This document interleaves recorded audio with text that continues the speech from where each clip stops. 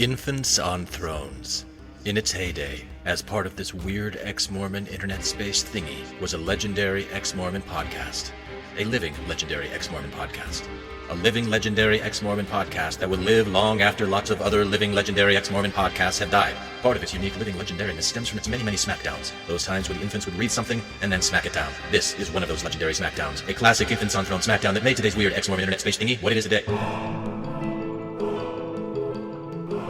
Dear Exmormon Reddit, my dad basically debunked parts of the CES letter, the parts I've read, and I've been having panic attacks ever since. I'm looking for advice or help. I know very well by now that Mormonism is a cult. And mark my words, I'm never going back. Because it's simply not good for me. And it's freaky. Anyways, even though I know it's all fake, I'd still like some reassurance and validation of the CES letter, and maybe some false things in the "a faithful reply" rebuttal, so I can calm down a bit. Help me, Exmormon Reddit community. You're my only hope.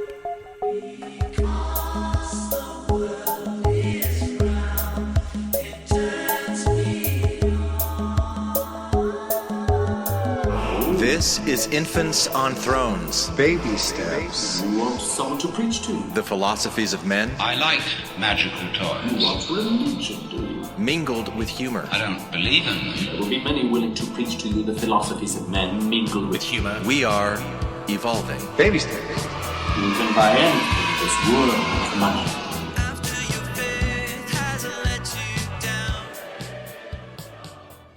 Look for the good in everything. Look for the people who will set your soul free. It always seems impossible until it's done. Look for the good in everyone. Welcome back to Infants on Thrones. I'm Glenn Osland, and today I'm sharing with you a little exchange that I had on Reddit earlier this morning. And I'm going to do it in the form of a binaural meditation, which is designed to relax your nervous system at a deep level while your mind is being intellectually stimulated. Hopefully. I've been doing this myself for over a year, and I've noticed that when I listen to these binaural meditations, the stress scores from my biometric ring drop. And studies have shown that binaural beats can have calming and soothing effect on the nervous system over time. So if you're in a place where you can sit and relax, or maybe go for a walk, do something gentle, put on headphones. All right. It's my pleasure to share what I have found in my life to be, are you ready? Further light and knowledge. Let's begin with you.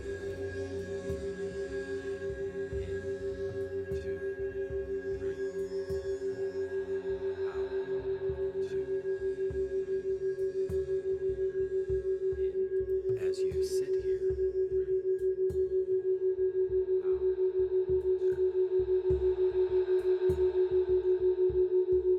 allowing your body, you may begin to notice how the sound of words can sometimes be creating less important than the sound of words. The spaces you don't need between them to focus.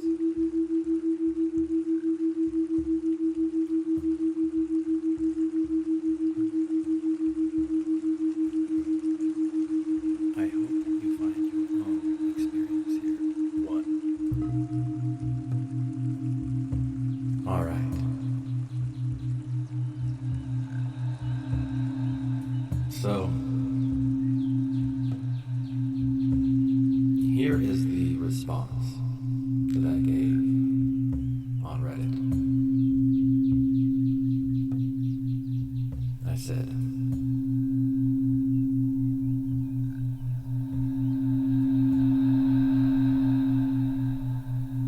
CES letter is great,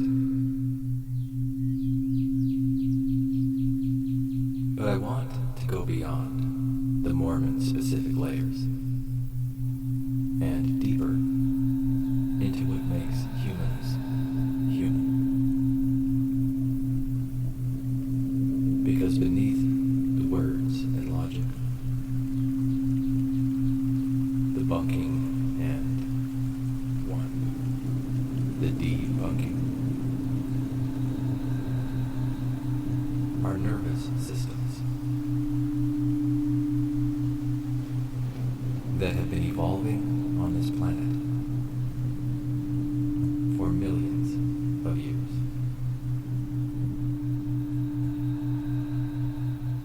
Billions of years, actually, if you trace our genealogy back to the RNA world hypothesis, which can help us begin to understand what put the gene in genealogy in the first place.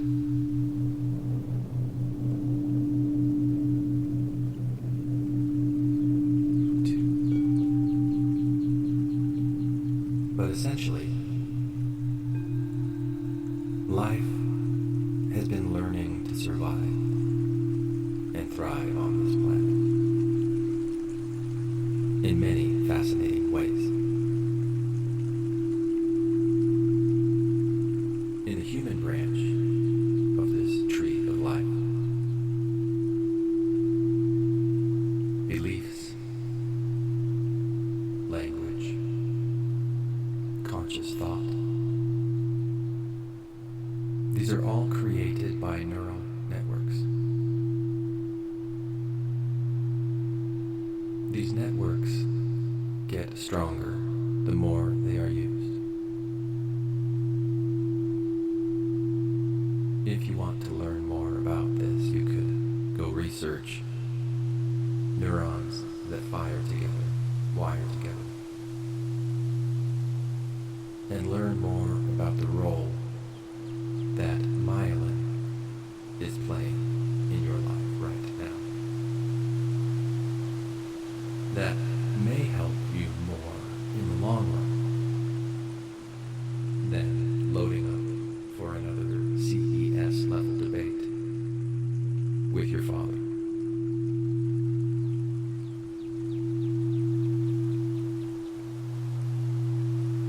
Mormon programming creates strong, heavily myelinated neural networks that connect certain beliefs to a deep, embodied sense of safety using dopamine reward pathways. These things happen unconsciously.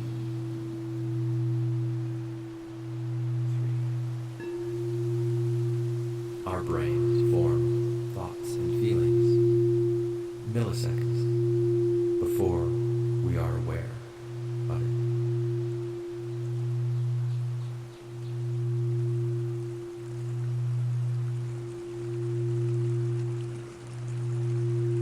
Brains are malleable. You can research neuroplasticity. New neural networks form all the time.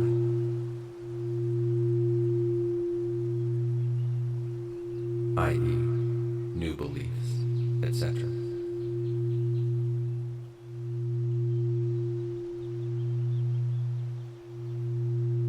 You have had experiences that have shaped your view of things in ways that your father does not understand.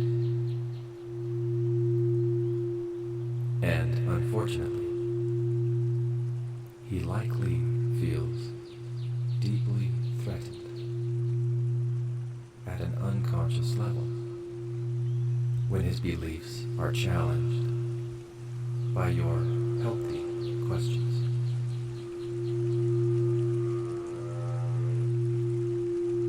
this has dysregulated you, i.e., invalidated you, and the valid reasons you have to question.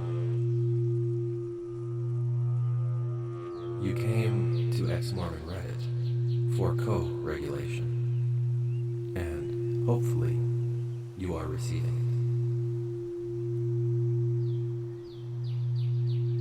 If this approach interests you, there is more that I could share with you. Feel free to reach out and DM me if you want.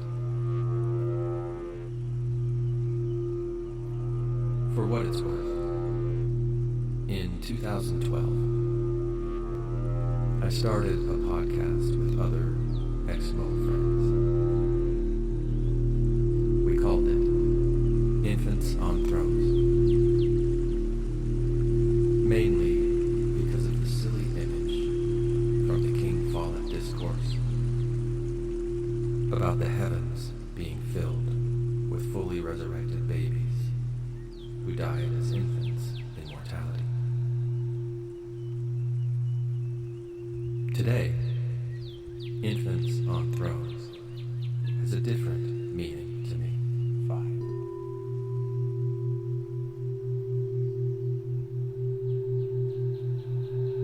The throne represents evolved intelligence that we call our bodies.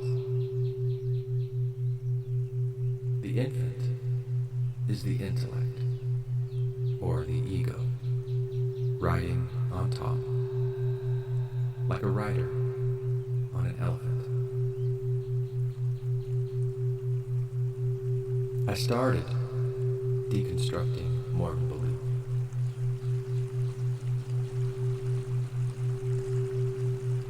Peeling away the layers of the onion. And I kept going. And underneath all the layers, I started discovering something truly amazing. And far more true than anything written either for or against the Book of Mormon.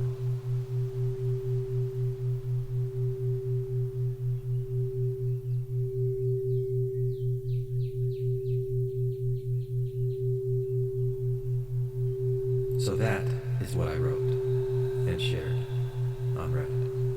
Alright, so here is a fun little game of attention that we can play together right now. And now, I'd like to examine it one more time and slow it down. See if you can pay attention. To explain. To this track, this storyline. So let's go underneath the arguments for a minute. Because what you're hearing right now, this entire meditation really, Underneath the CES letter. has been designed to be more than just sound. Underneath apologetics. And I want to help you understand what is happening Underneath Reddit threads. in your body right now. Because I want to give you a simple map. As you hear a low tone, about 174 hertz in your left ear. Something that any thoughtful person can understand without needing a PhD. And a slightly different tone of about 180 hertz in your right ear. Because sometimes, when the mind has a general understanding of things, No, I'm actually moving those signals every time you hear me say 1, or 2, or 3, or 5. the body can finally relax. Or 8, or 13. That's talking about the number of minutes that are going to be in this segment when you're in a certain brainwave state. So first, Genealogy. That's the idea, at least. Because your brain doesn't hear your left and right ear signals as two separate tones. It's not conscious. If you trace your family tree back far enough, Instead, unconsciously, beneath the surface of your awareness, your brain creates a third gentle rhythm. The difference between the two tones at 6 cycles per second, or 6 hertz. you don't just find pioneers and polygamists and handcrafts.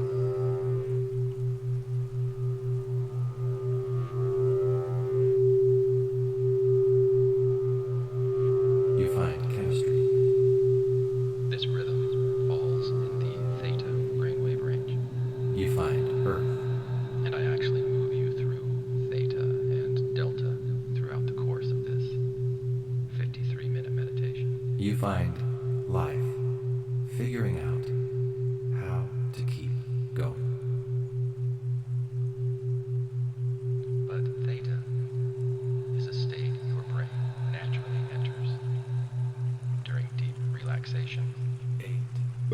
meditation, creativity, and the moments just before sleep. There's a scientific idea called the RNA world hypothesis. So my intention in creating these binaural meditations is to help you relax deeply from the inside out. Look it up on YouTube. And maybe you can feel that. And maybe not. It suggests that before DNA, These binaural meditations don't work on everyone all the time. before complex cells, It's kind of an agreement that we're making together.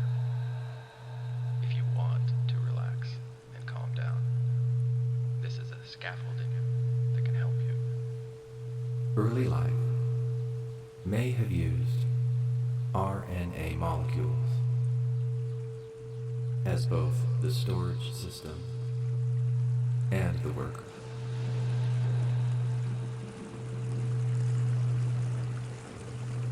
Think of it like this.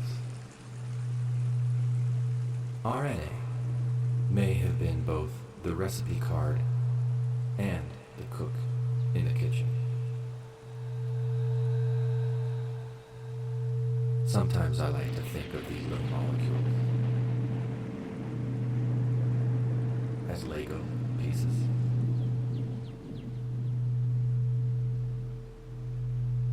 They're kind of electromagnetic, sensitive in their ways. They can bond to certain things that benefit them or push away or repel things that aren't. And RNA molecules, they fold themselves into shapes like an origami paper crane.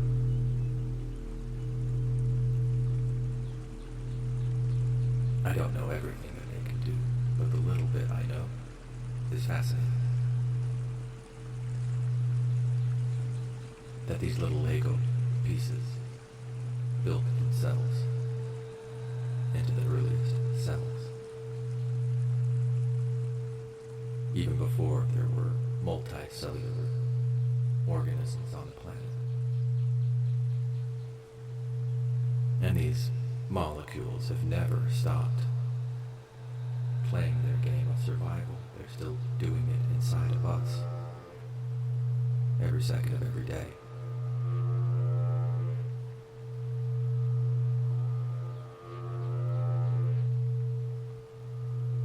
So long before anyone argued about prophets or papyri, life was already solving a much more basic question. How do I stay alive long enough to replicate?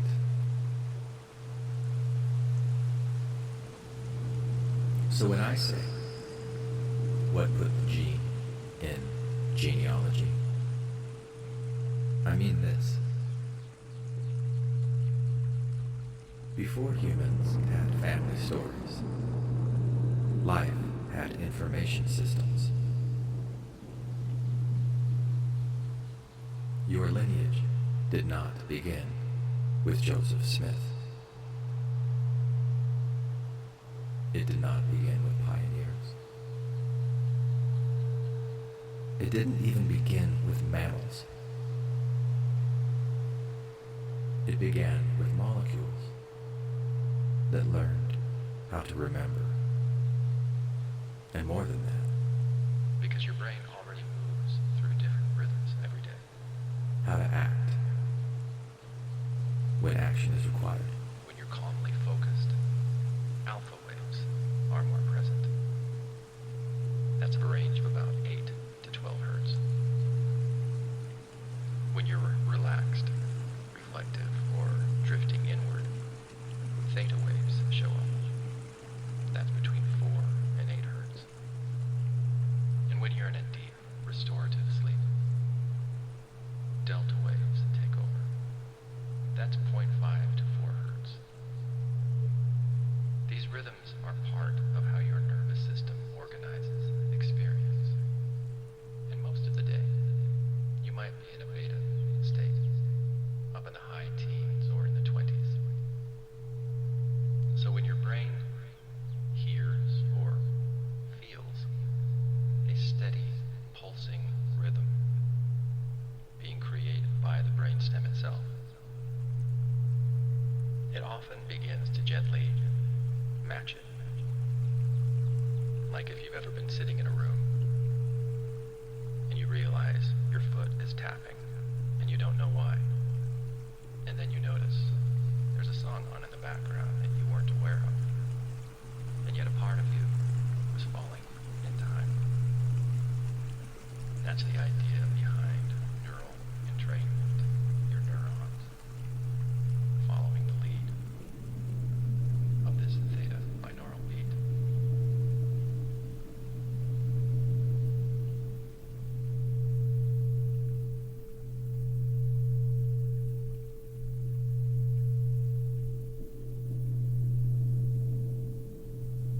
And that means something important for this meditation. It means that maybe you are not just a mind that believes things. Maybe you are a much larger survival system that remembers things, even though the mind only has a very small sliver of what the rest of you knows.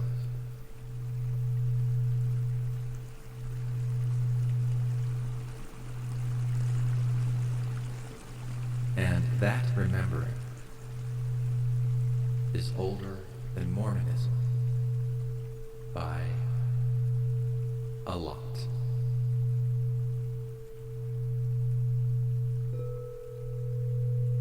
Now, let's talk about survival and adaptation. Life survives by adapting. If a pattern keeps you safe, your body keeps it. That's true for a lizard freezing when it sees a shadow. It's true for a wolf learning where food is found. And it's true for a human sitting at a kitchen table while their dad says, "I debunked your concerns."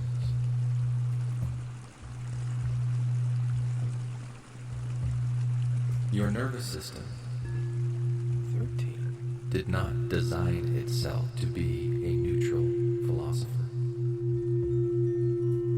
It designed itself to answer one ancient question.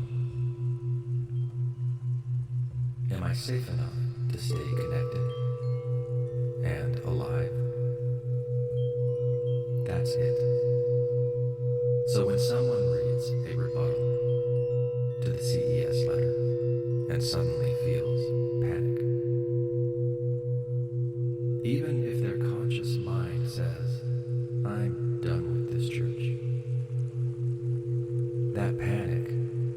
is not a testimony sneaking back in.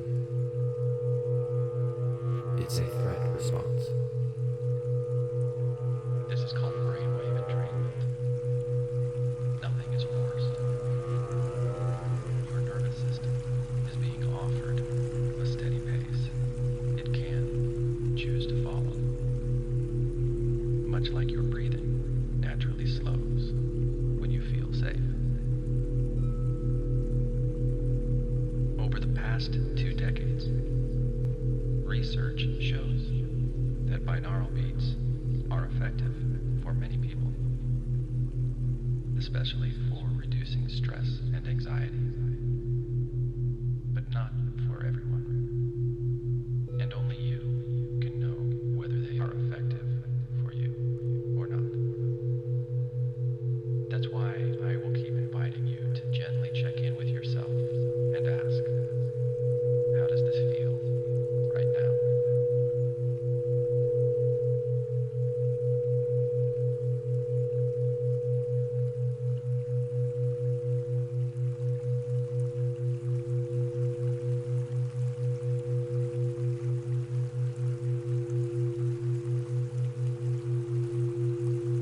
In that Reddit thread, the original poster literally says, I know it's all fake, but I'm having panic attacks and I need reassurance. That's not ultimately about logic. That's a nervous system spiraling.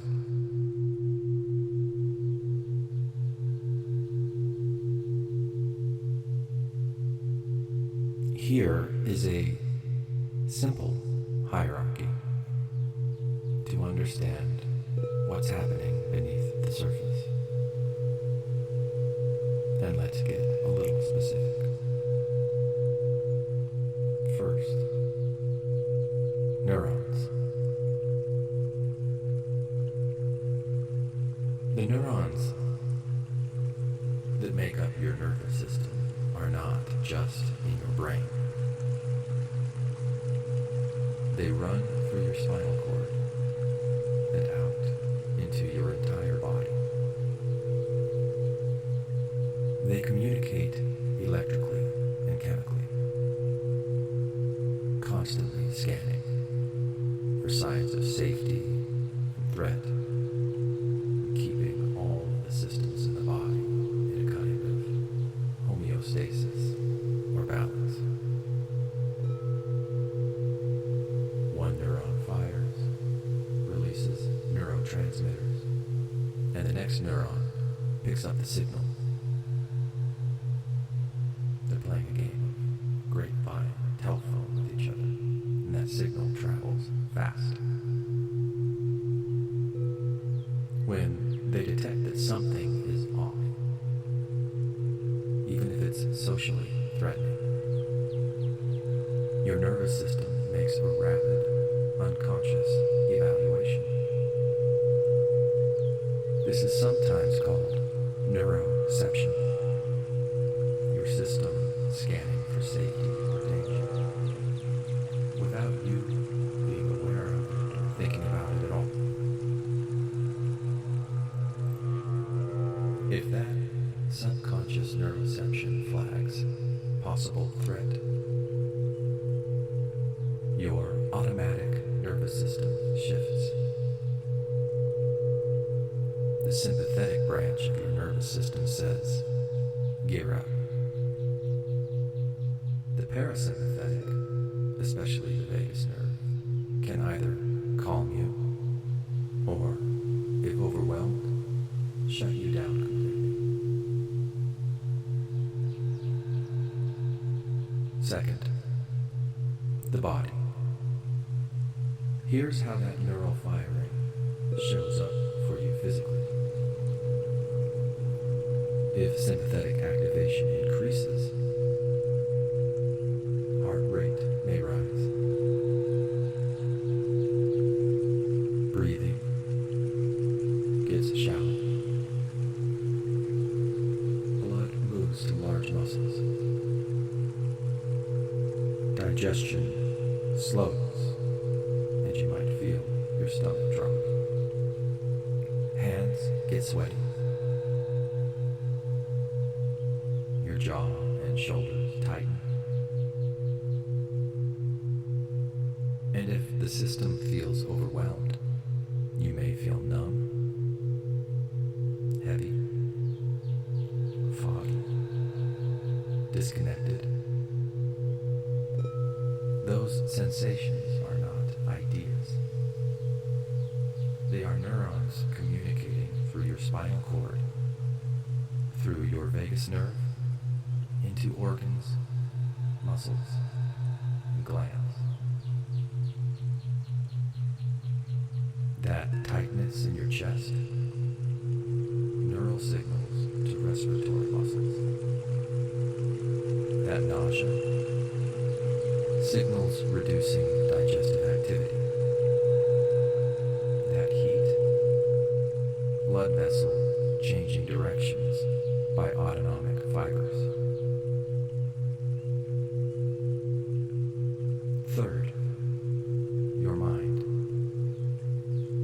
or what some call the ego, that conscious part of you that wants to argue with your dad, and also wants your dad to accept who you are. When your mind steps in and tries to explain the sensations, your body tightens. Your mind might say, what does this mean?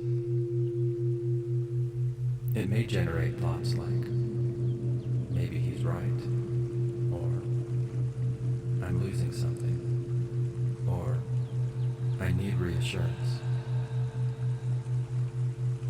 But the sequence matters. Neuroception first, body second, story third. The CES layer lives mostly in the story layer, but panic begins in the neural layer and shows up in the body layer long before your mind finishes a sentence. So when you feel that rush, that's not theology coming back online. That's neurons communicating through your entire nervous system, trying to protect you. Understanding that correlation, neural firing to body sensation, gives you power. Because you can calm the body. And when the body settles, the story changes. So, when a father says, Joseph got a lot of the papyri right, or temple signs are Christian-based, or there's no way a poorly educated farm boy wrote that book. Those are not just intellectual claims.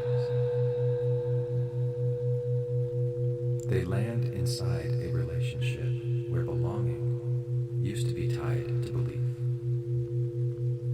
When we talk about vagal tone, we're talking about how flexible and responsive your nervous system is, especially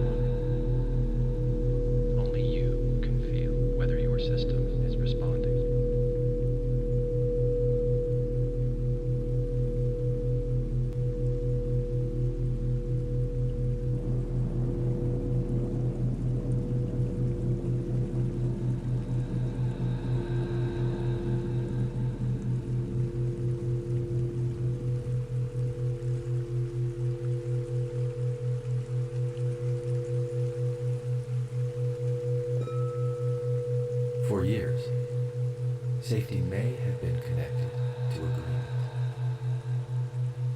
So the nervous system hears more than words. It hears, if I'm wrong, I lose connection. If I push back, I risk rejection. If he's right, maybe I'm not safe. The mind may not think that's what's going on at all. But the body will do what bodies do. Prioritize survival over accuracy.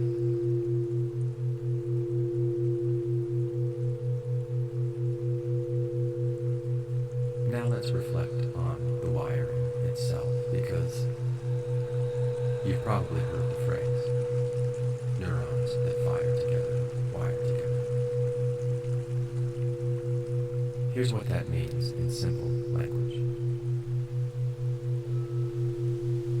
If your brain repeatedly pairs something with relief, it builds a shortcut to that relief.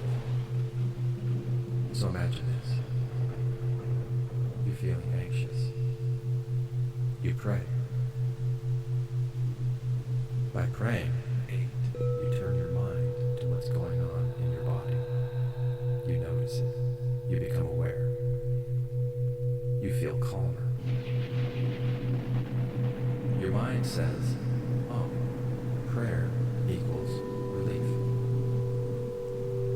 Not recognizing the processes that have been going on beneath the surface of awareness.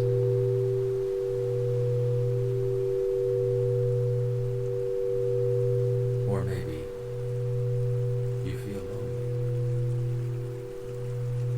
You go to a church activity. People hug you and tell you that they're grateful for you. From one mammal to another, this creates oxytocin, serotonin, dopamine in the body. And your brain goes, oh, church equals belonging. Without recognizing the deeper processes running beneath the mind.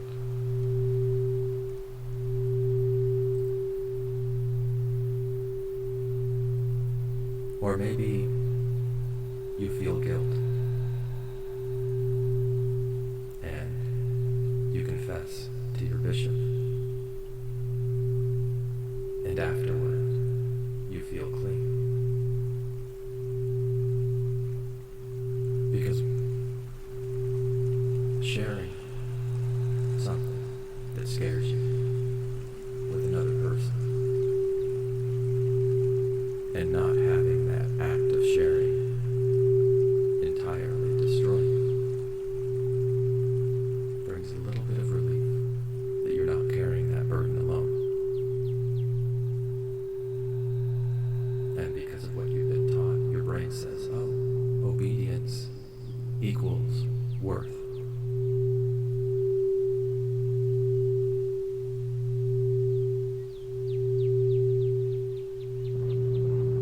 Over time, those connections don't just live in your thoughts.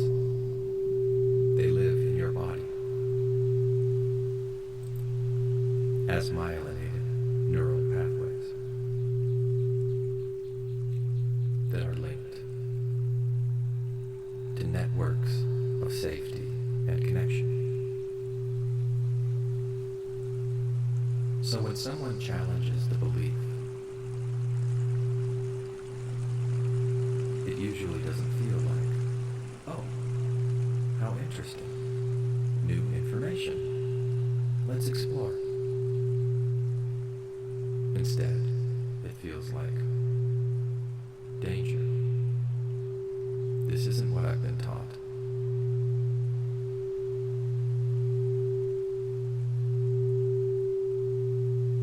And now, let's add myelin to this process.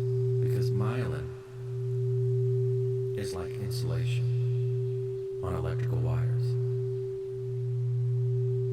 The more you use a neural pathway, the more efficient it becomes. It's why riding a bike becomes automatic. It's why playing piano can become fluid. And it's why Mormon reflexes can become so automatic. Because Mormonism isn't just ideas. It's repetition technology. Weekly meetings. Daily prayer. Seminary. Callings. Temple recommend interviews. Conference every 6 months. Music designed to evoke spiritual elevation. Testimony meetings. Social rewards for conformity.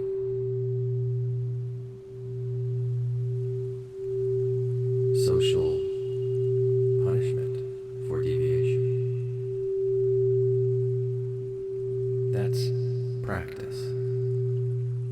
That's wiring. So when someone in the thread says, there will always be a faithful answer, the question is whether it convinces you. They're pointing at belief level autonomy. But the deeper work is not winning belief debates. The deeper work is teaching your nervous system that autonomy is safe. That coloring outside the lines will not destroy you and is not a threat. I want to share a personal moment that helped this click for me. About 3 or 4 months into working with binaural beats almost daily, I found myself in an argument with someone I love very much. I could feel my old defensive patterns rising.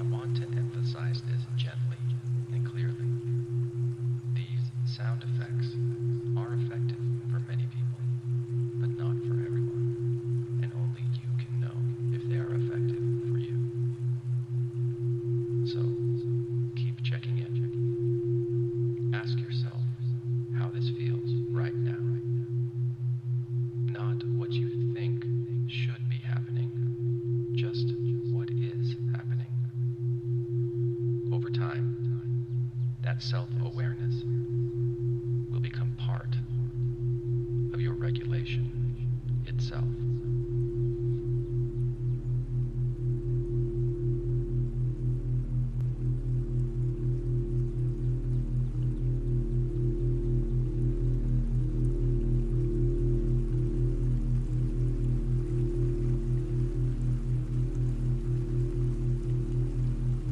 Now, let's talk about why this person went to Exmormon Reddit in the first place. Humans regulate each other. That's biology. When you are dysregulated, your system calms down faster when you feel seen by others. So what do the commenters do? They normalize. They offer resources. They say, take it slow. They say, even if the CES letter is wrong, that does not make the church true. That's not just information. That is co-regulation. That's the tribe helping a nervous system settle.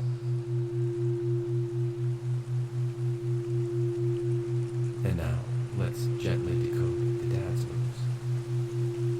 Not as villains, but as humans protecting something.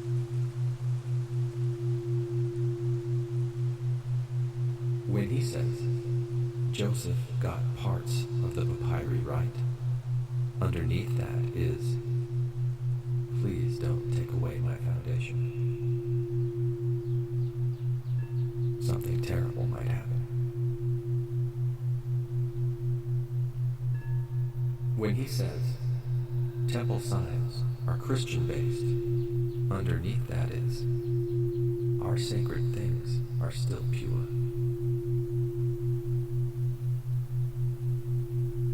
When he says, there's no way a man like Joseph made this up, underneath that might be something like, this has to be divine because if it's not, if it's just human, yikes, then everything shifts.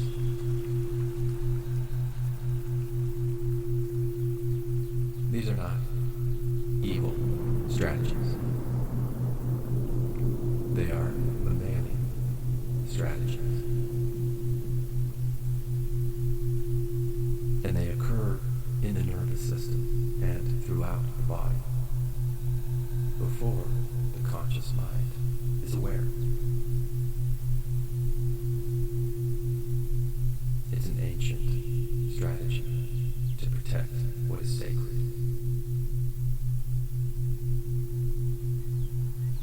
Which is life itself.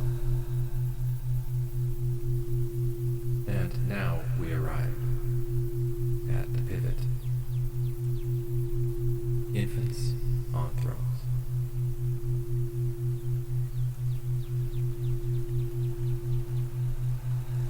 Originally, it was a tongue-in-cheek reference to a strange doctrinal image. But now, to me at least, it means something deeper. The throne is the body. 3.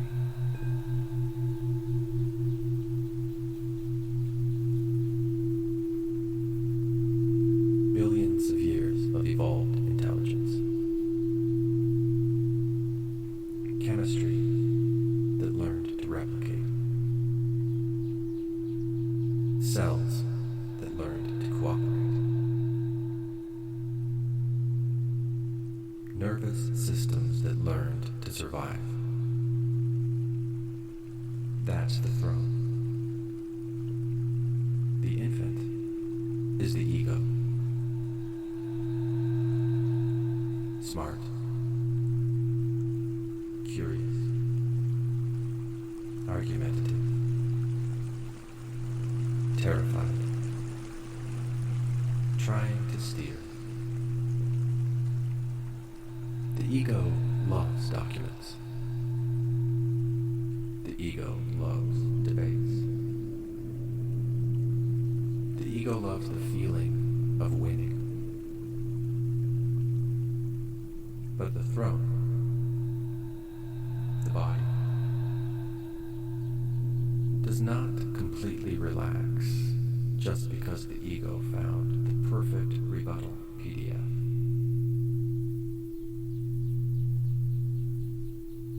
The throne relaxes when it feels safe enough to live. So here is the deeper invitation.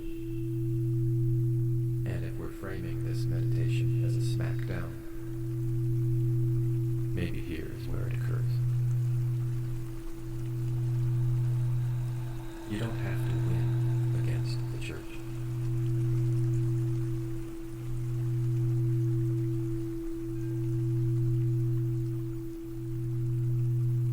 You don't have to lose your father. You don't have to treat your nervous system like it's irrational. You can treat it like what it is. An ancient survival system that learned Mormonism as one of its safety maps.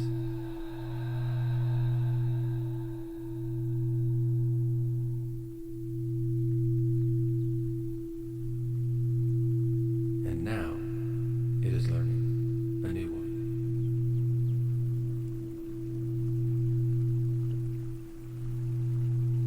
A map where truth is not enforced by fear. Hopefully. 2. A map where belonging is not purchased with obedience.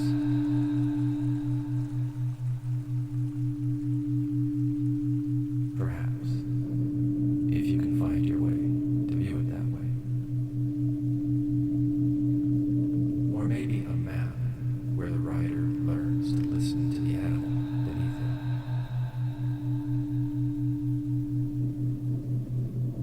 So when someone says, "My dad debunked parts of the CES letter and now I'm panicking,"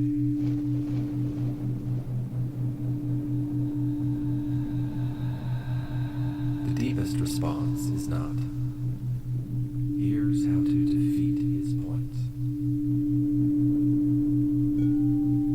The deepest response may be, "Of course, you're panicking. Your body feels like belonging is at stake.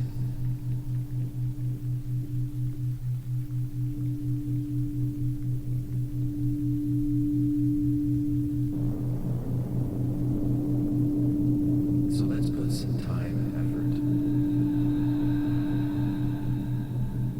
into helping that throne feel safe again. And then, from that point of safety, the infant can learn to ride with gentleness.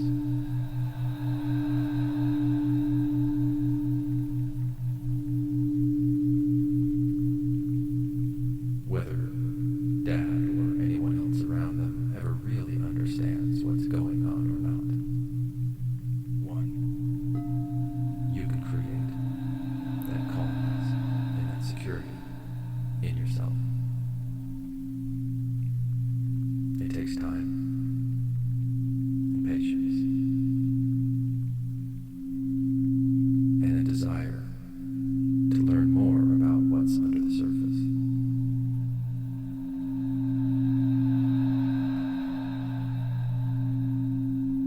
And that, in my opinion, more than any argument for or against the Book of Mormon, is what's waiting at the end of all this. Not a new doctrine,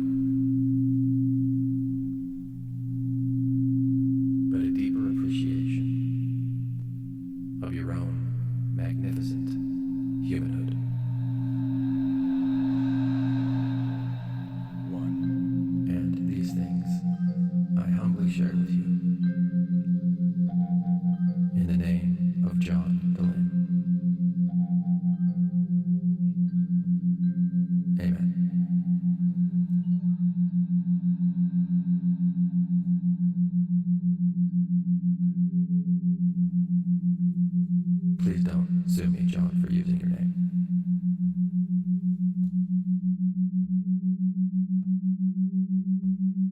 So,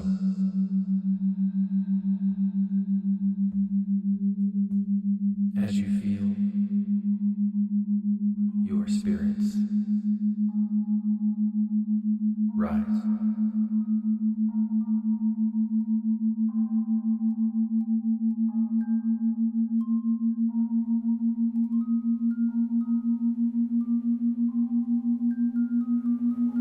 whisper to yourself,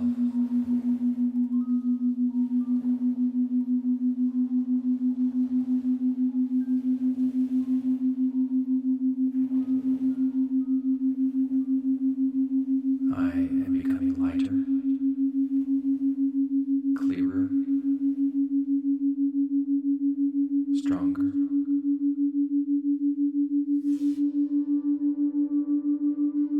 and the knowledge